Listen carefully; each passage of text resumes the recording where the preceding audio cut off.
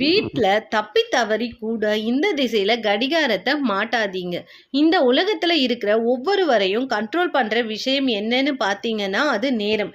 நீங்கள் எவ்வளவு தான் பணம் வைத்து கொண்டு இருப்பவராக இருந்தாலும் சரி, எவ்வளவு அதிகாரத்தில் இருந்தாலும் சரி, உங்களில் கட்டுப்படுத்துகிற கூடிய ஒரே ஒரு விஷயம் பார்த்தா அது நேரம்.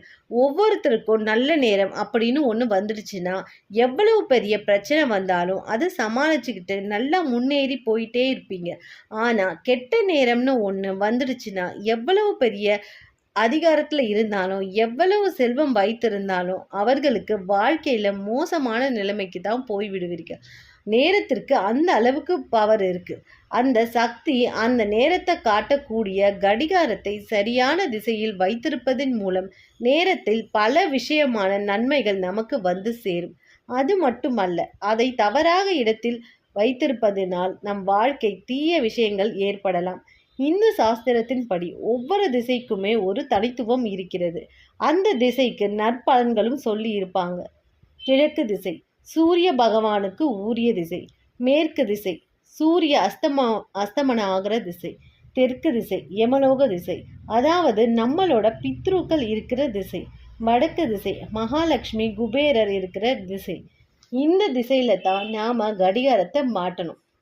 நம்ம வாழ்க்கையில எதை நோக்கி ஓடிக்கொண்டு இருக்கிறோமோ அது இந்த கடிகாரத்துடன் தொடர்பு இருக்கிறது. நல்ல நேரம் கெட்ட நேரம்னு எல்லாத்தையும் பார்த்து பார்த்து செஞ்சுக்கிட்டு இருக்கோம். கடிகாரத்தை எந்த காரணத்திற்கு கொண்டோ வேகமாகவோ இல்லை ஸ்லோவாகவோ வைக்கக்கூடாது.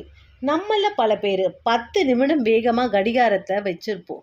இந்த நேரத்தை நம்மள பல பேர் 10 நிமிடம் வேகமாக கடிகாரத்தில் இருக்கும் நேரத்தை மாற்றி வைத்திருப்போம். அது போல செய்யக்கூடாது.